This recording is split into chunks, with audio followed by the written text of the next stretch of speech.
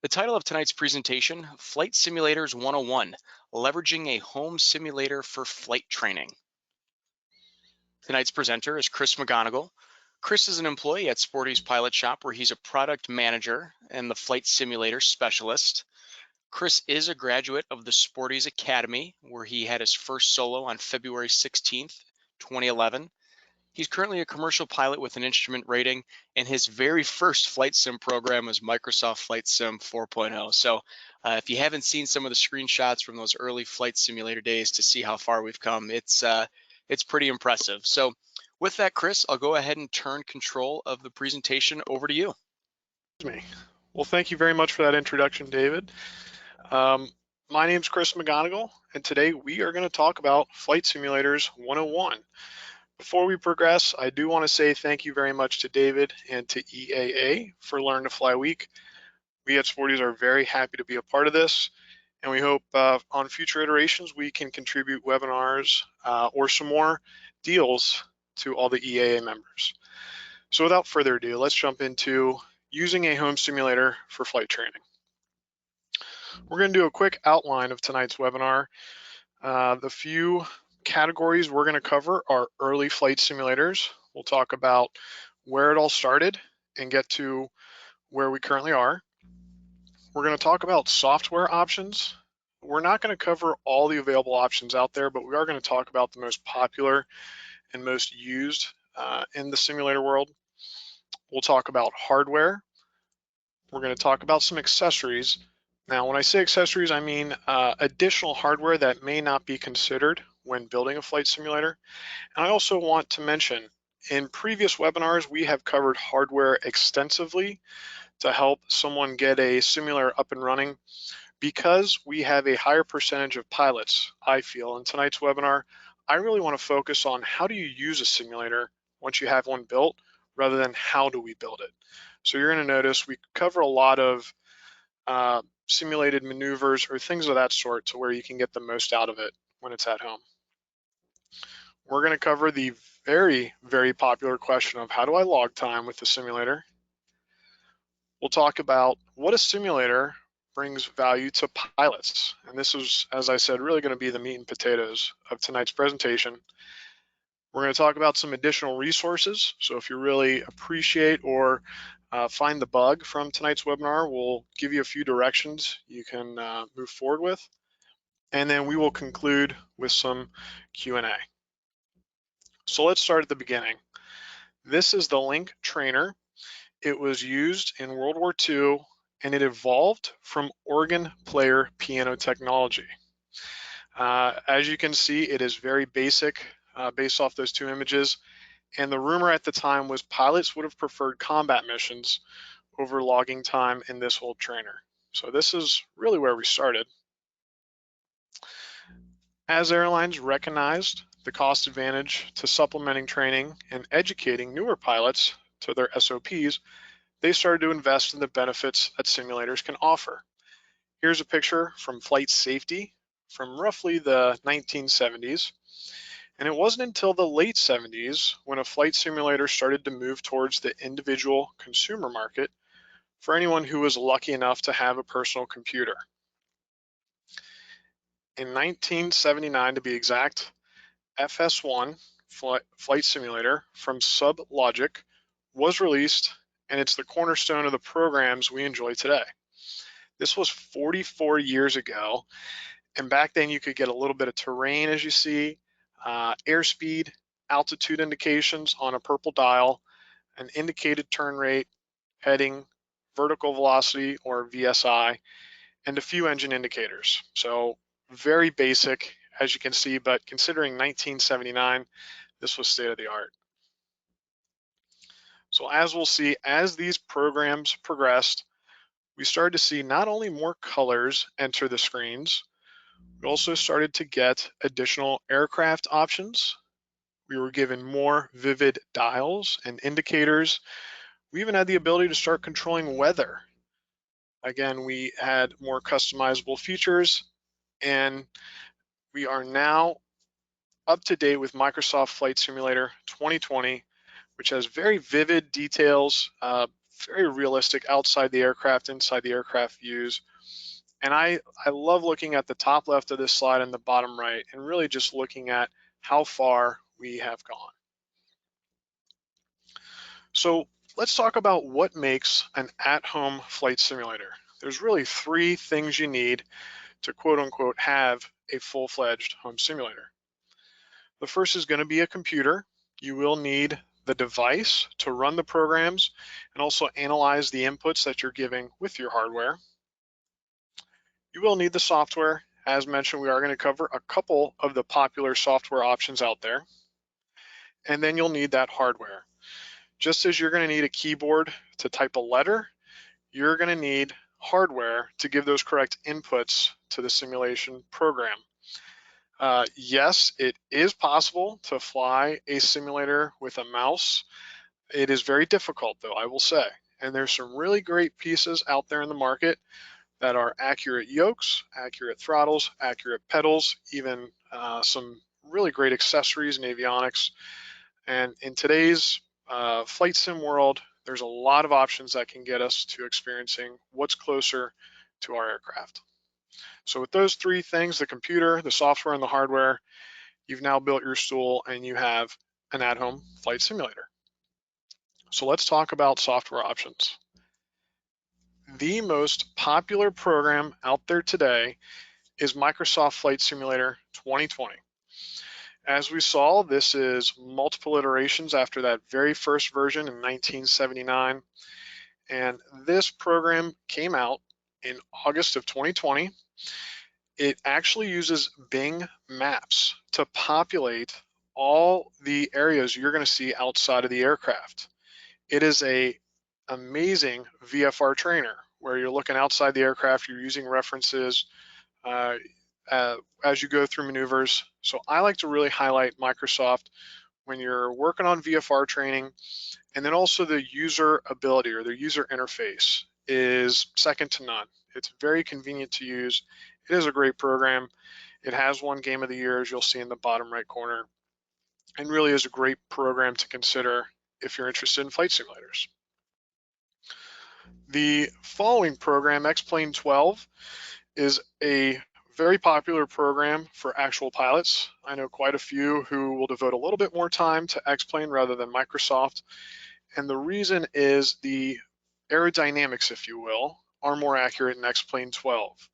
According to a few testers and reviews, a lot of what Austin Meyer, who is the brain behind X-Plane 12, along with all the other teammates, they really focus on how the aircraft stays aloft. When you go full throttle at set weather conditions, what is VY going to be in a Cessna 172? It's very, very accurate to what you'd experience in the real world. So it is a program, maybe not as appealing visually, but a really great program numbers-wise and performance-wise. And X-Plane 12 is one that I log quite a bit of time on here and there. Moving along, we have Prepared. This is a program owned by Lockheed Martin. It is, I would say, a very professional program, if you will. It's more focused on scenario-based training. It offers subscriptions or profiles ranging anywhere from $50 up to $2,000 or more for the professional programs. So it really does have a lot of range in what it can offer and what's unlocked with the program. I know a few commercial pilots who, when they've got downtime, Prepared is their go-to. So I think that gives it a vote of confidence, and it's a really realistic program. Again, it may not have the aesthetics of the others, but it's one worth considering if you are going down the path of building an at-home flight simulator. Program I love to spend time in is Infinite Flight. Infinite Flight takes advantage of the accelerometers in our phones or our tablets, and this program will work on those phones or tablets. So let's say you're in a Cessna 172, you're cruising along, and you rotate your phone forward a little bit, the airplane will pitch down. You rotate your phone back a little bit, it'll pitch up. You roll your phone to the left, it'll roll the airplane to the left. It is a really unique program that takes advantage of today's high-tech cellular phones or tablets and allows you to fly those on a device. Another reason I like highlighting it is you can seamlessly connect it to an EFB. So let's say you use Common 4 Flight, you fly with Garmin Pilot. You can take your phone, as you'll see in this picture, link it up to your EFB, and as I roll the airplane to the left, you're going to see the AHRS on 4 Flight indicate a roll to the left, and we'll see on the moving map our airplane is rolling to the left. So I like it because it allows me to check some of the newer features every time there's an update to 4 Flight. I don't have to go jump in a plane and connect to an ADS-B device. I can sit at my desk, I can pull up Infinite Flight, simulate a flight, and connect it to my EFB and check those out. So one I like to highlight, an Infinite Flight is a great program if you have limited desk space or you're looking for something that's a little less financially committed. Let's talk about hardware. Hardware is absolutely, I would say, recommended for putting together an at-home simulator. It doesn't do it justice with these amazing programs, great computing power of today's PCs or Macs to really use a mouse and a keyboard. So if you go down this path, we hope you'll consider some hardware. And again, for tonight's webinar, we're just going to briefly cover a few of the more popular brands or categories of hardware. If you are interested in finding out more on what hardware options are out there, we have additional videos for you. But let's talk about some of the front runners when it comes to controlling your flight simulator. If you're going to fly a plane, you need to have a yoke. Now there are sticks out there also. I'm sorry for the stick drivers. We're going to focus on yokes tonight. The two most popular yokes out there are the Cytec or Logitech flight simulator yoke with throttle quadrant. That's the image on the left. This yoke is very popular because it gives you a lot. It offers control inputs, left and right roll of that yoke in front of us. It also has a digital timer. So if you are flying approaches that are timed, or you're using this for maneuvers, you have that ability with this yoke on the face. It also comes with an included throttle body you see on the right side. So you have control of throttle, prop, and mixture included with this yoke, all at a very, very competitive price. So if anyone is interested in flight sim, but they want to test it out before they really commit, I definitely like to recommend the Cytec yoke. The Honeycomb Alpha is our most popular piece. It is a little bit more expensive than the Logitech, but customers really seem to vote with their wallets that this is the one they want to try out. Some unique pieces about it is it has a full 90 degrees deflection left and 90 degrees deflection right when you move the yoke. By comparison, the Logitech only goes 45 degrees left, 45 degrees right of natural resting point. You may only notice that if you're flying aerobatics, but it is worth mentioning. The Honeycomb Alpha also uses internal bungee cables to create the tension or the feel, whereas the Logitech yoke uses metal springs. The bungee cords, in my experience, create a very realistic tension and pull when you are pushing forward and aft on this yoke, something that gets you much closer to what you'd experience in an aircraft than the metal springs. So that's worth highlighting. And if you ever are somewhere where both options are available for testing, I highly recommend you try them both out. One thing about the Honeycomb Alpha before I move on to the next slide is it does not come with throttle options, so you will need to add those on, but it is a great yoke if you've already got that taken care of. And what better time to talk about throttles? Here we have the Logitech throttle, as we saw on the previous slide. It also offers as a standalone option. So here we have throttle, prop, and mixture. And then at the base of this throttle body, there's 3 two-way switches. Another great thing about it is if you bought 2 of those, put them next to each other, you can reconfigure the heads of those levers. So you could have 2 throttle, 2 prop, and 2 mixtures, and you've got the ideal multi-engine setup. One of the most professional brands we offer at Sporty's is the Redbird branded products. Here we have the Redbird alloy single throttle and vernier style, the push-pull throttles as they're called. This is the one of very few standalone push-pull throttles on the market. Now, it is a part of their higher end line. It's quite expensive, but if you are going to use a simulator to assist in your training and you're flying in Cessna typed aircraft with the Vernier style or any aircraft with those, it is worth considering and is a popular piece also. Throttle gets one more slide because we need to talk about the most popular flight sim piece out there, and that is the Honeycomb Bravo. This piece has the same chassis as the Honeycomb Alpha. You'll see the build around it is very close, if not identical, to what the Honeycomb Alpha works with, but it includes a lot of abilities in a small package. I like to call it the Swiss Army knife of hardware. Some of the unique features, and we'll run through them quickly. Starting on the left side, we have a 2-position gear lever with accurate 3-light indicators on the front of the panel. As we move counterclockwise, you're going to see a color-coded trim wheel, allowing precise movement. We also have those 6 levers that you can make out. There's 2 throttle, 2 prop, and 2 mixture. So it's set up currently for a multi-engine general aviation aircraft. On the right side, we have a tension knob to increase or decrease the tension with those levers. We have a flap lever. And then towards the top of the Honeycomb Bravo, we have one of the most valuable pieces, which is the autopilot controls.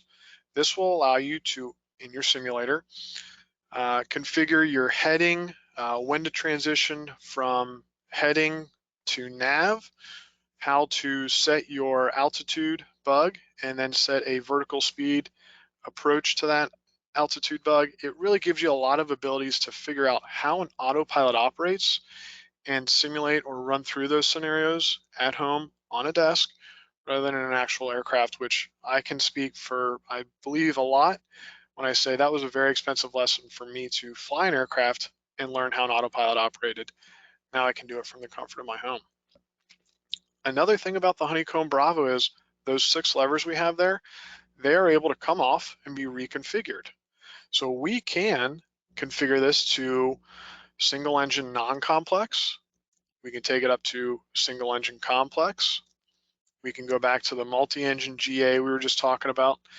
It additionally comes in the box with commercial airliner options. So here we have something that would be similar to what you'd expect in a Citation. We have 2 throttle management options and then also speed brake and flaps. And then if you want to get into one of the 4-engine wide bodies, you have that ability too. So the Honeycomb Bravo has a lot of abilities within it. It works great alongside that Honeycomb Alpha we talked about. And it is one of our, if not our most popular flight sim hardware option at Sporty's. I think we just made it evident as to why that is. Rudder pedals. When I started using a simulator a while ago, I always considered the rudder pedals to be a nice to have, not a need to have. And then once I started my actual flight training, I realized that's the wrong mentality. The rudder pedals make it so that we are able to taxi the aircraft. If we want to practice some crosswind approaches, it's the way to go. So it is worth considering rudder pedals if you want to have an accurate simulator. The Thrustmaster flight rudder pedals on the left, they both move independent of each other, counter movement, if you will. You push forward on the right one, the left one will come back, and they both glide on dual railings. So it's a smooth movement, and they have individual toe brakes. So if you need help turning from the taxiway onto the runway and you want to use a little bit of braking, you can do it with those rudder pedals. The Logitech rudder pedals build on the Thrustmaster. They counter slide also, but they give you 3 different sizes for your foot well locations. As you can see, that little silver button on each foot pedal that allows you to change how large the footwells are. And then there's also a tension spring in the middle if you aren't getting an accurate portrayal of how your rudder pedals operate. Next up, we have the Thrustmaster TPR rudder pedals. These are designed after Boeing pedals. You'll see that the pivot point is actually above where the pedals naturally rest. So they are more of a swaying movement rather than a back and forward movement like what you typically see.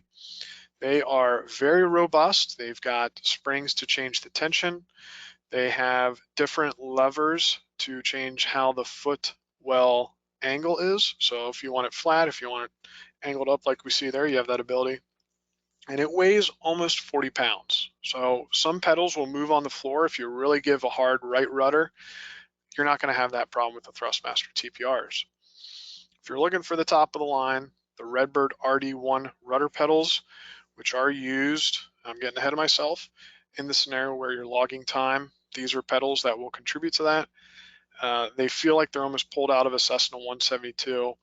They are very good pedals and ones that we fly with quite a bit, and they are top of the line. Let's cover a couple quick accessories. First one I like to highlight is an EFB mount.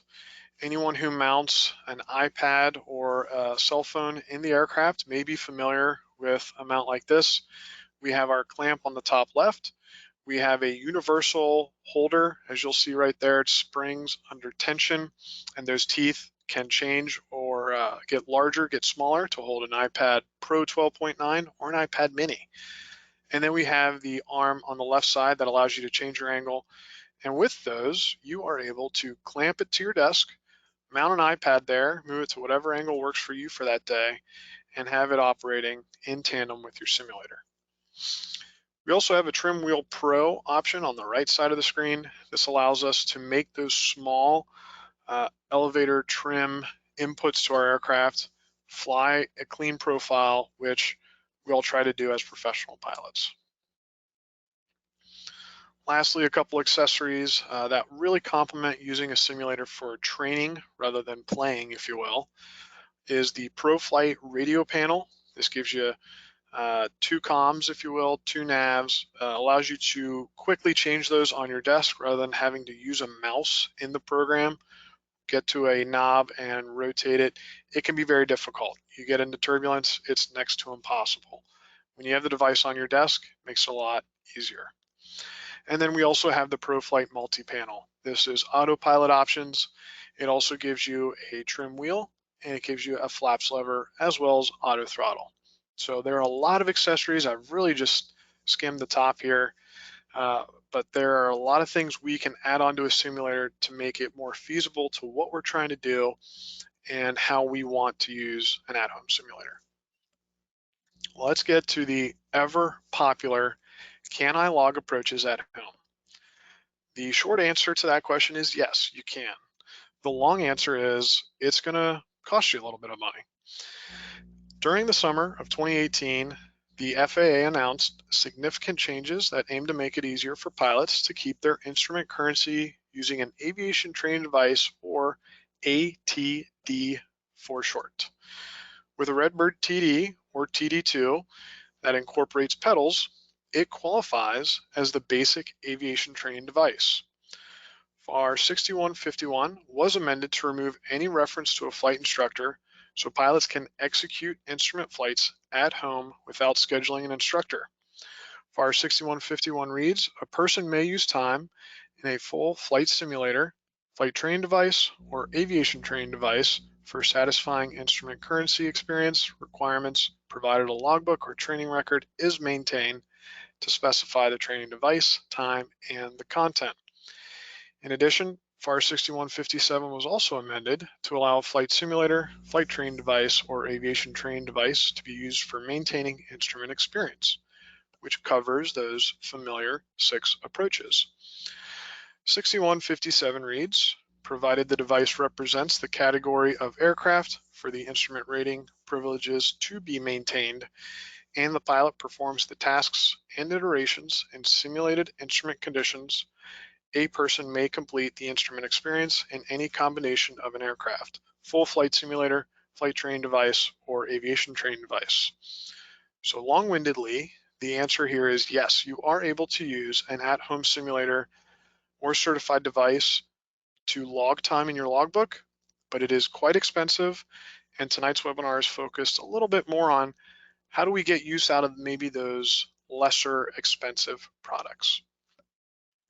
I will say, if you are interested in this style, we offer the Redbird TD flight simulator in addition to the Redbird TD2.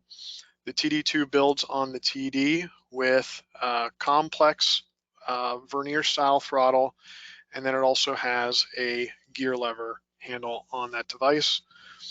These are bulky devices. They take up anywhere from about 4 by 6 feet to 6 by 6 feet. They will require a good desk to operate on. They will have all the hardware you see in that image. They give you the option of steam gauge or glass panels, and they are very authentic simulator programs. They will allow you, again, to log those approaches, but they are a commitment. The Redbird TD, which we see on the left, which also includes those rudder pedals, is about $8,000, and then the TD2 is $9,000. So you can make the connection of how many hours does that take away from flying in my aircraft. But if this is the route you want to go and use a simulator to log time, we have quite a few pilots who do that. When it comes to logging time, my personal approach is I focus on saving time rather than logging time with the simulator. And then I also want to use my simulator to strengthen a muscle and not learn an exercise. So I myself find I use a simulator more for practicing items that are not going to go into my logbook, but they're going to reduce the amount of time I have to practice in the actual aircraft or learn a new skill. Worth saying. All right, let's jump into some of these best uses, really the biggest part of what I want tonight's webinar to be about. But before I go on, I want to highlight the 10-foot rule. I think it's worth covering that a simulator offers immense value to anyone's flows, to how you operate the aircraft, how you operate airspace, how you use radios, but it will never give you an accurate feeling of flaring, of touching down. So I like to call it the 10-foot rule. Anytime you get within 10 feet of the ground, a simulator's authenticity drops off quite a bit comparatively to when you're much higher. I also like to mention it because, frankly, I've yet to find a simulator where taxiing an aircraft is realistic to what happens in the real aircraft. I don't know if it's the friction between wheels and the ground and what a simulator focuses on. I imagine Microsoft and X-Plane, they never had a month where they said, let's make taxiing realistic. No, they wanted to work on the weather or how airports look or how certain aircraft operate. So I get it. It's a lesser identified part. But I'm sure everyone listening knows the importance of making sure we're staying taxiway center, and one that I have yet to find. So it feeds into that 10-foot rule of anything below 10-foot AGL, just understand it's going to be a little chalky in a simulator. Weather control. We're going to talk about a lot of maneuvers or situations we can populate in a simulator. It's worth knowing we can control whatever weather settings we want for all of those maneuvers. Not to get ahead of myself, but we can control, say, the time of day. Here we have midday. We can take it easily to 3 a.m. in the morning, or we can take it to right as the sun is going down. That's just by dragging that bar you'll see on the right top side of the screen. I apologize, I did not identify this as Microsoft Flight Simulator. You have the ability to change the weather while you are flying the aircraft. Here I am flying around, and with a couple button clicks, you pull up the screen and you have access to all these weather abilities. In addition to the time of day or time of year, we can go ahead and choose some pre-selected weather conditions, clouds, overcast, rain. We have the ability to activate live weather. It will pull from weather reports in the area where you're flying. We can choose a specific cloud. So here I've highlighted the clouds. I've said I want the altitude bottoms for these clouds to be at about 5,300 feet. And then I'm going to take the tops up to 46,000 feet. And I'm going to increase their density, increase their coverage, and you can watch these change and evolve right in front of you. So really a great way to create a scenario that's going to benefit you. And then with X-Plane, we also have a lateral view of where cloud heights are, where winds are. We can also get into controlling the visibility, precipitation, airport lengths, airport runway, wet, dry, really a lot that we can plug into the program to create a scenario that we want to challenge ourselves. I always like to highlight that, let's say you get to an airport and the weather it's just below your minimums. you really wanted to go fly, but you wouldn't feel comfortable taking off or getting in the aircraft, you can jump in these programs, turn on live weather, and simulate taking off in that 17 knot direct crosswind. Or if the ceilings are lower than you'd prefer or visibility is less, you can go do it in a simulator, whereas in real life, it wasn't worth it. Some food for thought there. All right, let's finally get into some best uses. Checklist memory.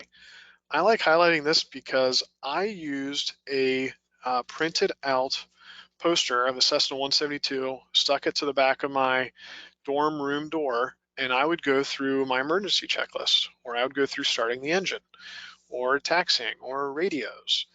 It is a really great way to work on our checklist memory, and it's no longer simulating that I'm turning the master switch on, or I'm taking the fuel selector from right to both.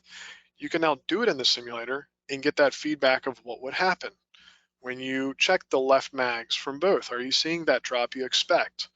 When you pull a mixture, is it you start to lose engine performance? You really can go through and practice those scenarios. So a simulator is helpful in the basics of checklist memory. We have a bunch of takeoff variations we can try. When you jump in a simulator, first up, just take a normal takeoff and climb.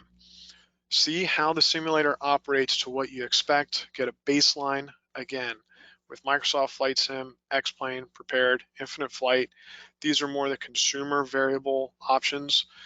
You're not able to log time, and you need to get a feel for what a normal takeoff and climb feels like. All those programs have made leaps and bounds in how they perform the maneuver, but again, it's not going to be 100%.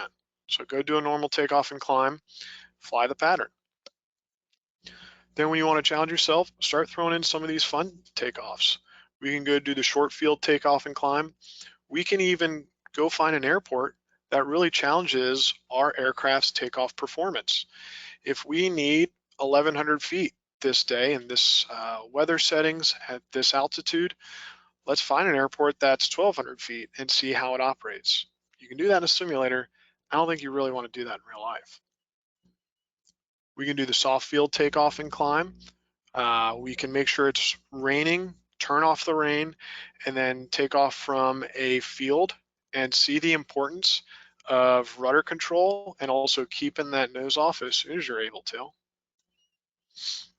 We can go practice those crosswind takeoff and climbs. In a Cessna, for me, it was always a 15 knot direct crosswind is a no-go. Well, in a simulator, let's test a 15 knot crosswind. Why don't we test an 18 knot crosswind? Why don't we test a 21?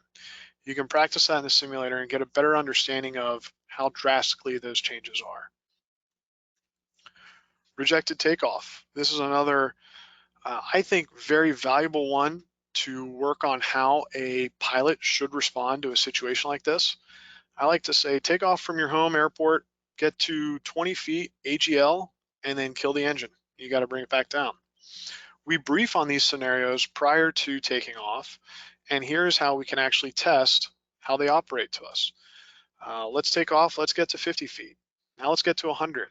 Let's see how much usable runway we have, or where that really limit of when do we transition from I'm coming back down to the runway, it's going to be a hard landing, but I'm going to bring it back down and I'm going to apply full brakes, to let's look for an area in front of us. You can game out where that position is for your aircraft in a simulator. So that's one I like to challenge people with every once in a while. For maneuvers, there are hundreds. We can practice slow flight. These programs are able to show the difference in how an aircraft operates in a clean configuration versus landing configuration. It is interesting, and the sight pictures are very, very close to what you get in a real Cessna 172, and you will hear that similar stall warning horn and feel the sluggishness of how the aircraft operates. We can jump into the stall world.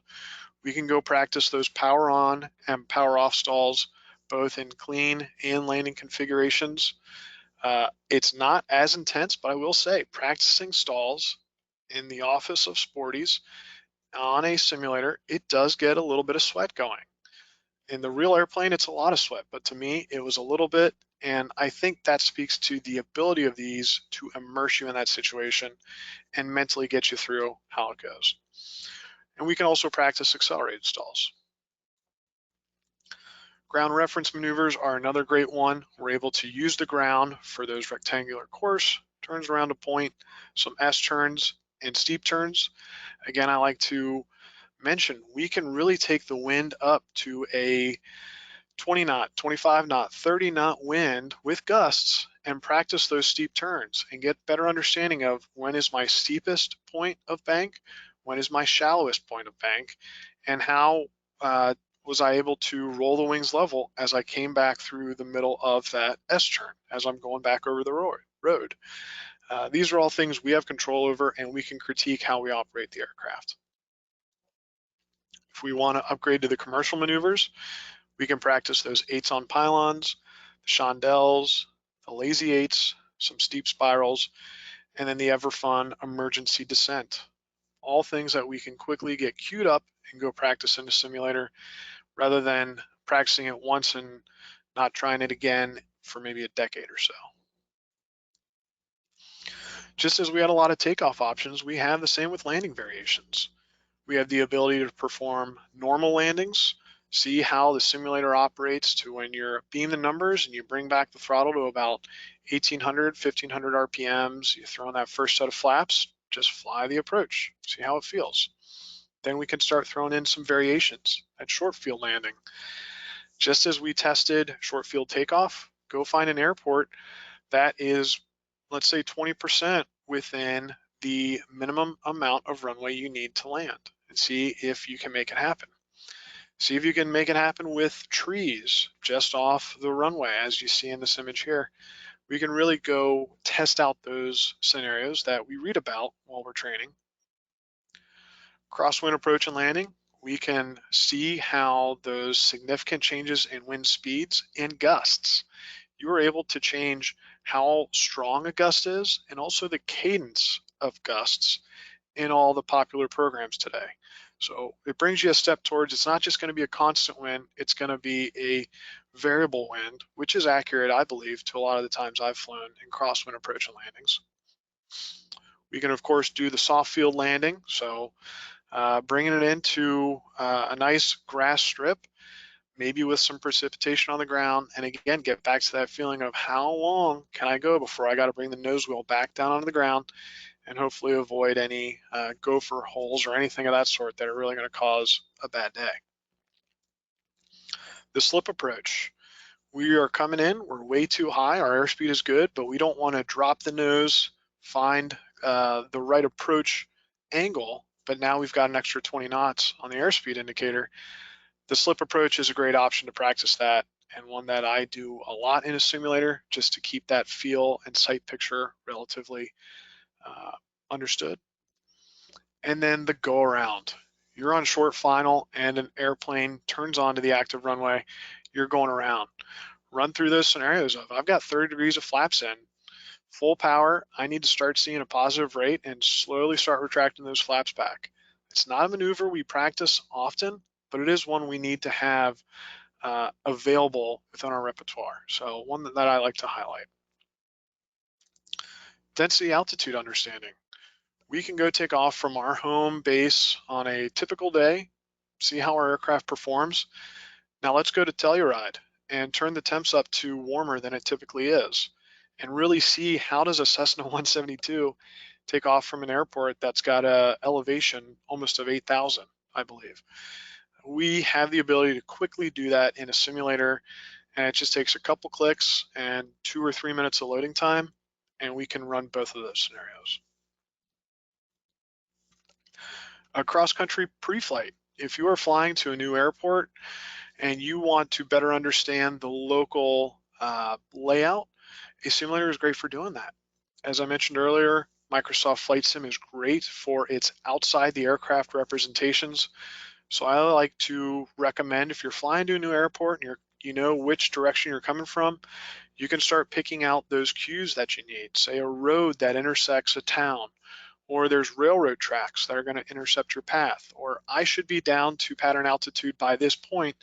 you can accurately do it in Microsoft Flight Sim or X-Plane and get a better feel for when you're going to do that in your actual aircraft. So another takeaway there. We can go through some unlikely scenarios. I never want to see ice accumulate on the wing of a Cessna 172. But in a program like this, we can go fly out west, or at least when I'm in Ohio, it's to out west for me. We can fly in areas where ice accumulation is more likely and our landing options are a lot less. We can see how an aircraft is performing as it accumulates that ice and really get a feel for, at full throttle, I'm maintaining altitude, this is a bad day, we need to go land. We can go test our service ceiling. Go see how a Cessna 172 operates at 14,000 feet. It is very different when Vy is equal to Vx. We can jump in a DA62. This is available in Microsoft Flight Sim. DA62 has a service ceiling of 20,000 feet, but a single engine service ceiling of 11,000 feet. And in the scenario I want to highlight, let's say we are flying between two airports. We're flying from the south side of Denver to go visit a friend about 100 miles away at Eagle County Regional. Well, as you'll see along that route, about the midway point, if we lose an engine, we're descending down when there are peaks at 14,000 feet. So it starts to put us in that scenario of analyze what's happening, make a decision, and execute, which frankly, I'd like doing these in a simulator versus having to do them in real life. We can create those scenarios and we can test them out. Instrument flying. Instrument flying, I think, is one of the most valuable takeaways when it comes to using a simulator. There are a lot of great features in the VFR realm, but I really think in the instrument realm, practicing scans, practicing the way we operate in the instrument conditions, a simulator can recreate all those scenarios quite succinctly, and I like to recommend it for anyone who starts their instrument training as something to consider. We can just start with the basics. We're just flying in instrument conditions, practice holding altitude, holding our heading, things of that sort. These are all skills that will deteriorate over time, and through practicing of scans, we can make sure we keep them strong. We can work on our VOR tracking. For me, it was an aha moment in class when I realized how the VOR needle is independent of my heading. Whether I'm flying north, whether I'm flying east, whether I'm flying south, when I'm at this latitude and longitude, tuned into this VOR on this radial, it doesn't matter which direction I'm heading. So it was very interesting for me to learn that in class and then use it in an aircraft. We can easily do that in a simulator and get a better understanding of how the VOR system operates, use triangulation to find our position with two VORs. We really have that ability. We can get a better understanding of our instruments or our avionics. Both programs, and when I say both, I mean Microsoft and X-Plane. I didn't mention it earlier, but between those two programs, it accounts for, I think it's 92% of simulator users. So really you are talking about the majority when you refer to those two programs. But both of them have put a lot of work into how avionics operate in these aircraft. If you hit a button 2 times and then turn a knob and hit the direct to button, it's going to be accurate to what would happen in these simulators. So you can get a better understanding of how a G1000 or other avionics will operate in aircraft. We can also, as mentioned earlier, connect to our EFB and get a better understanding of how to fly with our EFB. These new features that were just rolled out, I want to test them out. Or here's an airport that has an approach that I'll never be able to fly to myself, but I can go fly it in the simulator. I'm going to try it out.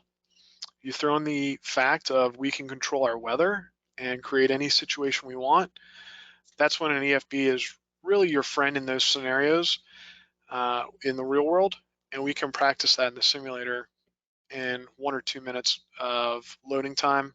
We're up and running in a thunderstorm or flying into a more difficult place to land in challenging weather. It's a very valuable, I think, piece to work along with our simulator.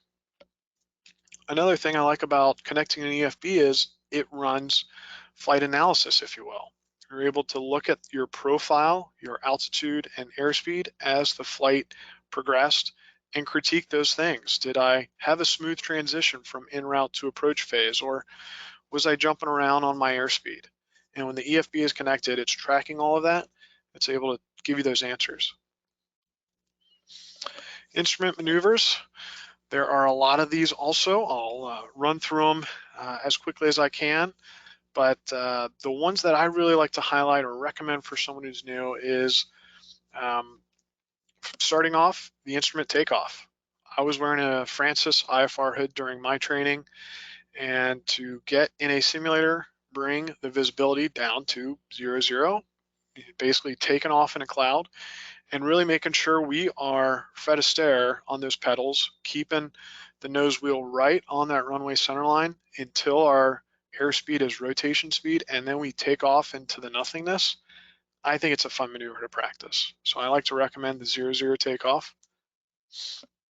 We can also practice our holding pattern entries. These are less common, I believe, than they used to be, but they are something that every pilot should understand and have in the back of their mind how to fly a parallel, a direct, or a teardrop entry into a holding pattern. We also have the training patterns for instrument flying that really are the building blocks to allow us to operate in the instrument system. On the left, we have pattern A, which incorporates timed turns and then also changes in airspeed. And then pattern B on the right throws in descents and ascents into that training realm, if you will.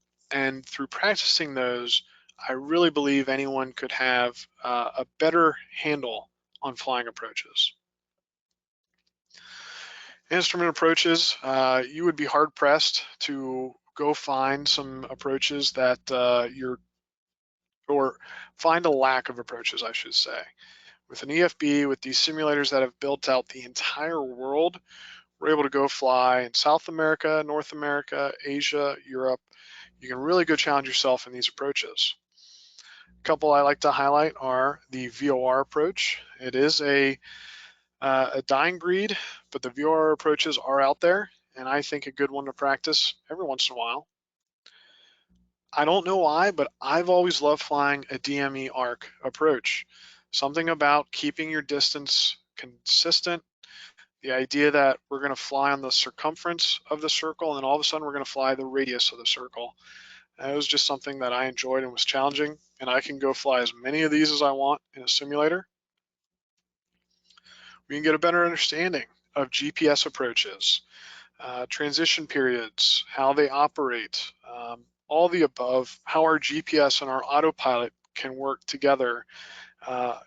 There's a lot of GPS approaches out there. I think they're going to become more and more of all the approaches flown, so it's good to have an understanding of them.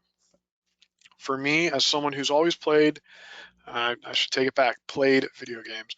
For me, who's someone who has always flown a simulator, the challenge of an ILS approach has always been enjoyable. For me, it was enjoyable trying to keep CDI-1 as a bullseye. I want vertical line and horizontal line. I want them right in the center, and to get consistent at doing that, it was enjoyable. Flying in the ILS parameters, you also get a better understanding of the ILS cone. As you can see here, when we're about 5 nautical miles from the threshold, a 1-dot deflection on our localizer is about 300 feet, and a 1-dot deflection on our glide slope is about 50 feet off course. Whereas when we get about 3,500 feet from the threshold, that same 1-dot deflection is now 100 feet off course, and the 1-dot deflection on glide slope is 8 feet. So our parameters get a lot tighter as we get closer to the threshold, and that's something you can quickly understand while using a simulator. I also like to practice flying an ILS back course. Here I am flying one into one of our local airports, Lunken, and I'm using the ILS back course for runway 3. This is inside the aircraft. As you can see, I'm in the soup. But as you look at, and I'm using the GPS as backup, my CDI is indicating naturally I think, okay, I need to fly to the left. Course is to the left. On a back course, it's opposite day. Everything is flipped. So our course is actually to our right. I now need to fly to the right to center that needle. And again, this is counterintuitive, but it's one of those that I like to practice just to make sure if I ever get into a situation where I'm flying an ILS back course, I remember it's opposite day. We can fly an approach down to minimums. We always brief them. We need to know, okay, the minimums for this approach is 1,015 feet.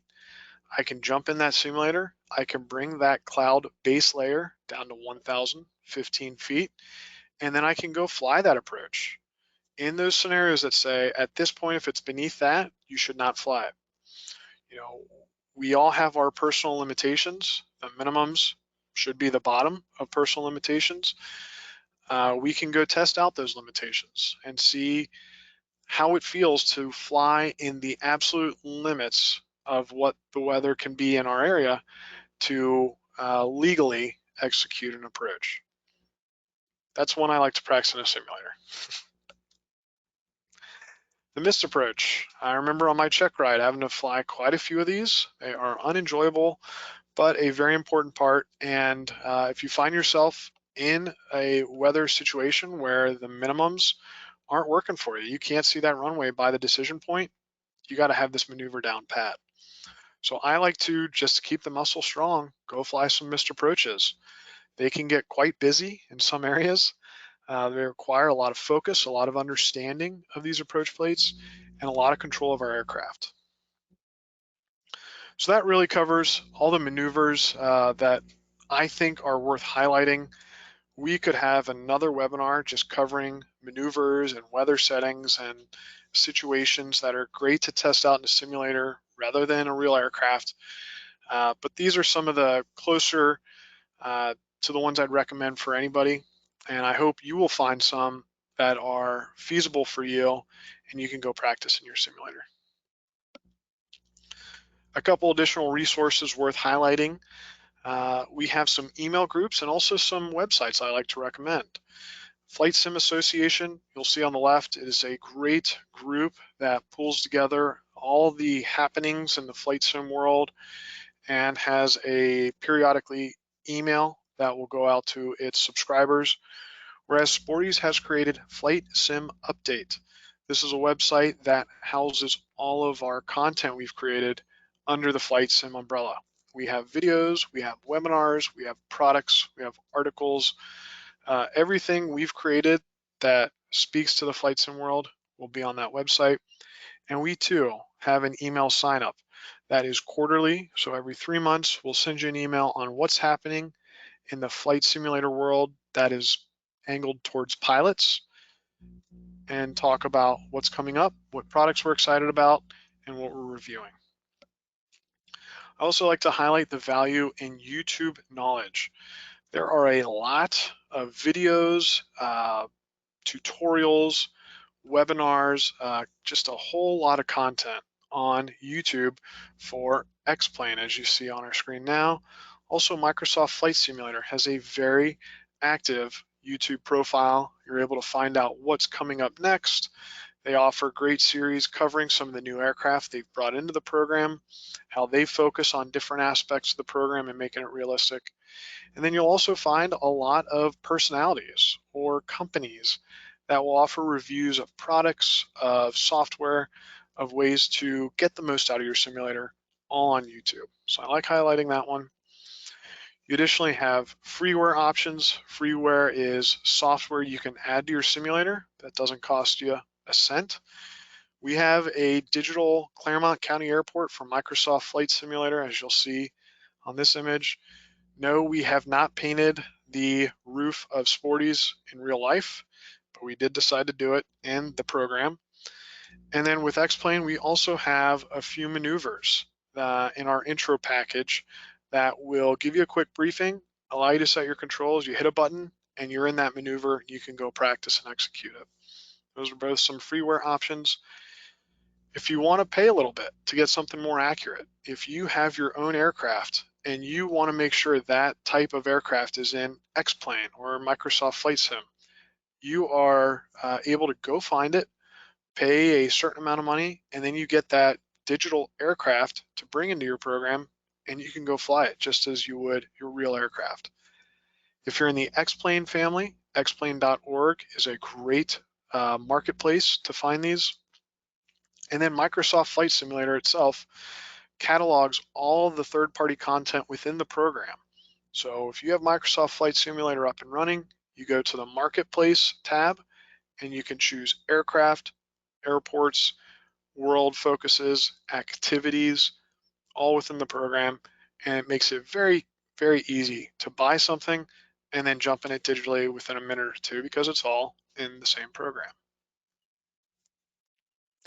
If you're interested in flight simulators and you haven't started flying, I'd recommend getting a basic understanding of how aircraft operate rather than just jumping in the plane, going full throttle and seeing what happens.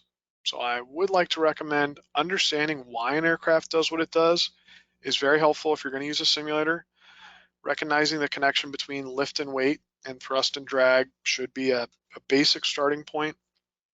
At Sporty's in our Learn to Fly course, which as mentioned earlier is discounted at right now, we have a private pilot flight sim training guide.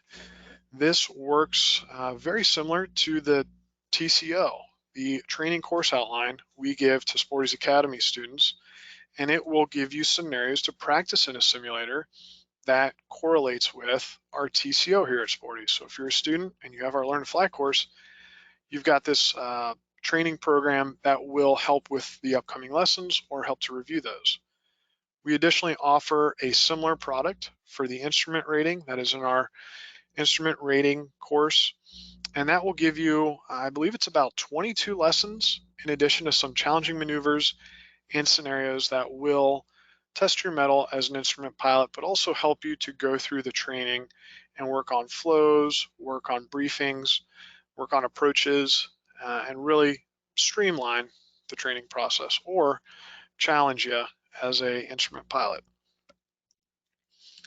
In conclusion, I like to highlight flight simulators can be extremely valuable for someone if they are used correctly. I like to highlight my friend Evan from Flight Sim Association. Evan did his training at Saunders Field, and I love referencing the fact that for his very first flight, his flight instructor was taken aback because he started using the radios on his very first flight. And that was because he is an avid flight simulator user. He knew the correct verbiage when getting in an aircraft because he'd been doing it in the digital world for a while. And that really propelled Evan to quickly get to the point where he is a professional pilot, compensated for flying an aircraft, and is one of the many success stories of a flight simulator feeding and sparking the aviation bug. And when used correctly, it really does get you to that point of being a professional pilot.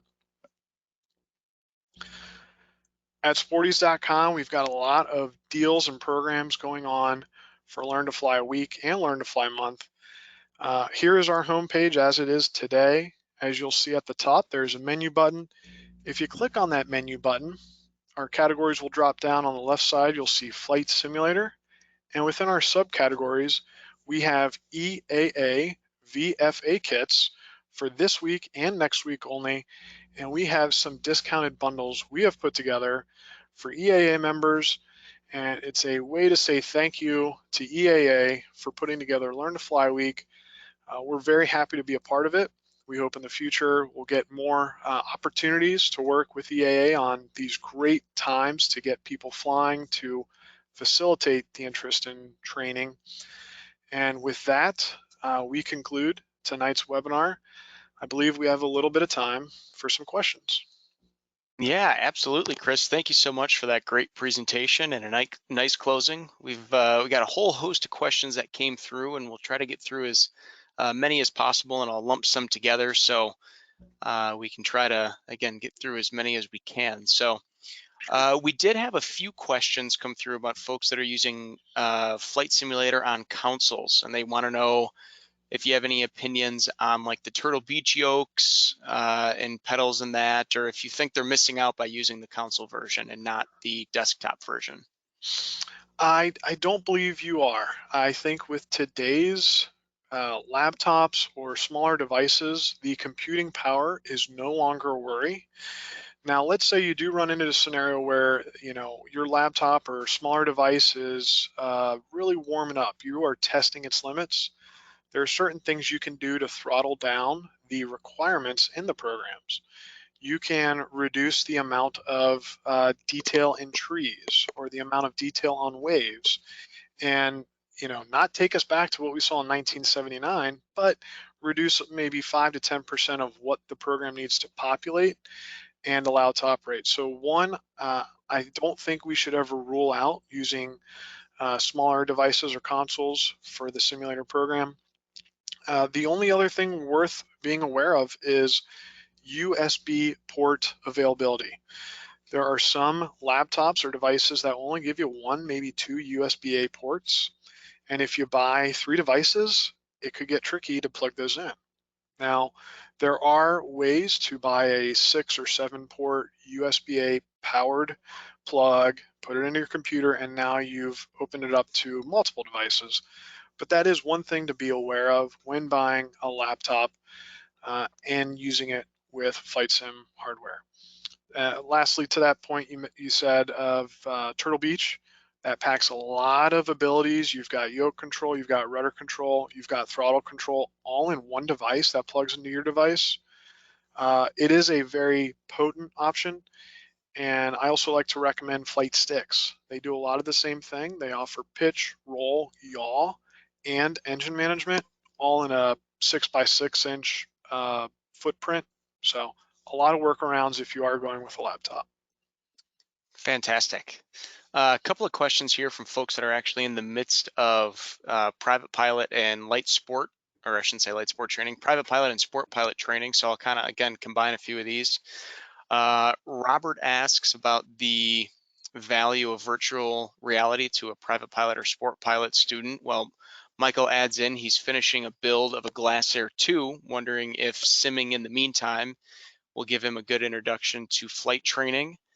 So again, just kind of combining those two into just your general thoughts on, flight simming in the midst of private pilot training or prior to, and what that can do for a student.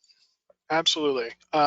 First question on private pilot training and also VR. I think a simulator is great for complementing training.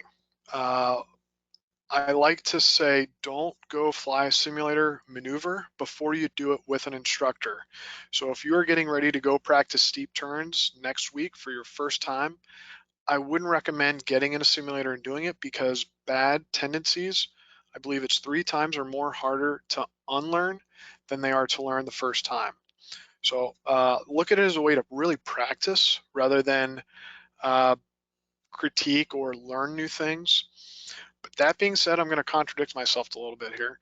For the LSA or someone who is working on building an aircraft, getting in and practicing the basics, the takeoff, the approach to land, the power settings, those are experiences or scenarios that will translate really well. If it's a high performance maneuver, maybe not, but if it's a basic, just understanding the aircraft, seeing what rotation speed looks like pitch wise, what 60% power looks like as you're coming into the land, those are all valuable. To close it up, one of the things you said was virtual reality. It is kind of a popular thing these days, but I will say it doesn't bring as much value to a simulator as you would think. With multiple screens, you're able to get peripheral views without having a headset on. You also have a lot of abilities now to have different camera views. I can set a camera view button to I want to look 45 degrees over my left shoulder. So as I'm sure we're all aware, if you're flying a left-hand pattern, you're getting ready to make that base turn. You want to make sure the airport is over your left shoulder about your 7 o'clock. You have a button to where you do that. You don't have to wear a headset. And the last thing about a headset is I've flown with them quite a few times. It actually confuses your body when your eyes are seeing something that your body does not register in your stomach and your ears. So you are able to find this on blogs, but when using a VR headset, it's recommended do it for 7 to 10 minutes your first time, then take a break, and then a day later do about 12 to 15 minutes.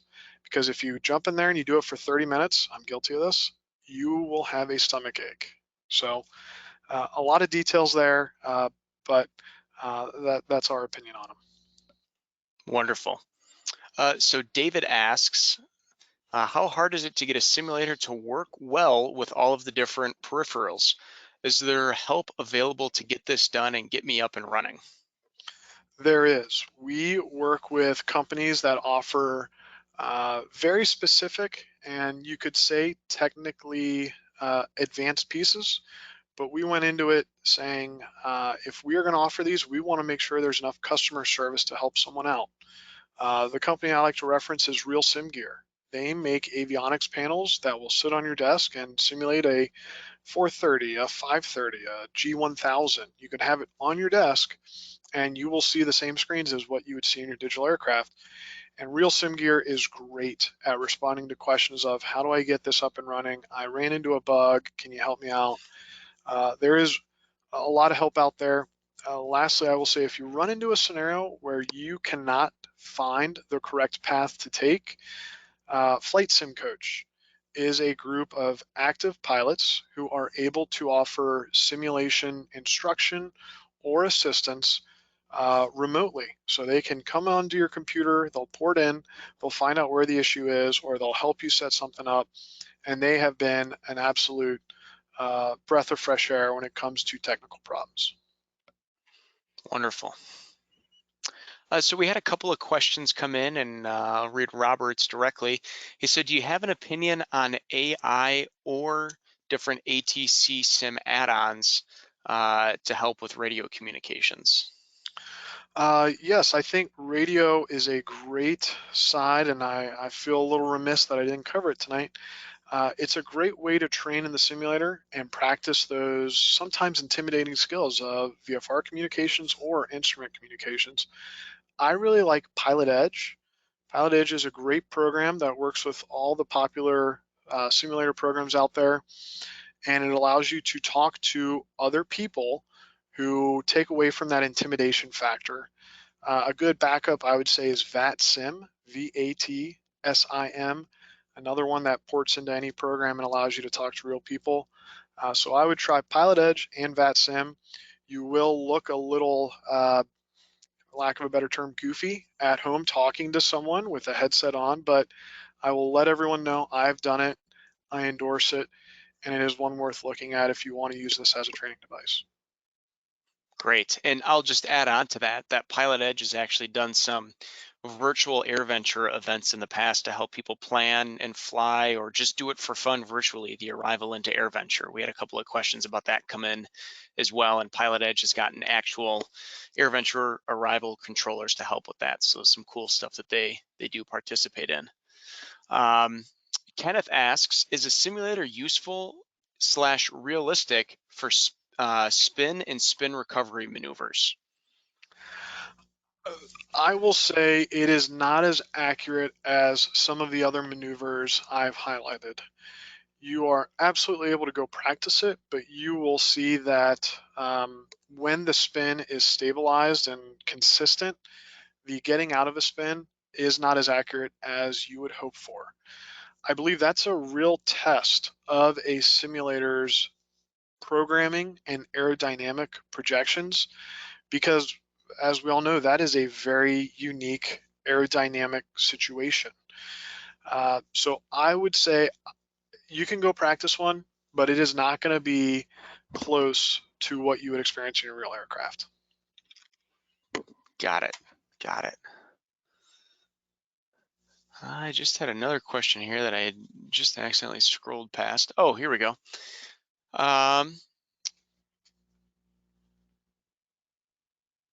So we did have a question come in, and you kind of already alluded to this, Chris, but some folks have heard instructors claim that flight simulators can create bad habits. And again, I think you've already alluded to that, but do you mind just kind of reiterating the, your opinion on not forming bad habits in the flight simulator environment? Absolutely. The term we like to use is it's a way to strengthen a muscle, not learn the exercise. So I think I mentioned steep turns earlier, but stalls are another one. If you have if you're in a training program and you have an instructor and you've gone up and you have practiced a stall and they have talked you through it, you've gotten to the point where you can fly it yourself rather than them showing you how to do it as you talk through it. I think that is a starting point to where you can go home and you can now practice it. You can run through the processes. You can get better at reducing the amount of altitude lost. You can make sure you don't get on the backside of the curve or anything of that sort. And you can run those iterations, and I can confidently say reduce the stress or reduce the amount of time it takes you to get in the real aircraft and get comfortable with it. That is all, based on the fact you did not jump in the aircraft and try it for the first time in a false environment. These are simulators. It's not 100% realistic, but it's a step towards it. So that's why I like to say let's strengthen a muscle. Let's not learn an exercise. Fantastic, Chris. So we'll get one last question in here. We did have a whole host of questions come through, so I apologize if we didn't get a chance to get around to yours. But I'm sure we can help get that answered for you if it's something you really want to dig more into. But I had a few people ask Chris, are there any sim programs that are compatible with Apple iOS or some that you may recommend for Apple operating systems over others? Absolutely. The program I referenced quite a bit tonight, X-Plane 12, is compatible with Apple Logic. And what I also like about X-Plane is they give you the ability to test it out before you financially commit. You can go to their website and you'll see there's a button that says try it for free. You get about 10% of the usable program. So I believe it's flying around in the Seattle area. It's been a while since I've done it. Forgive me if I'm off.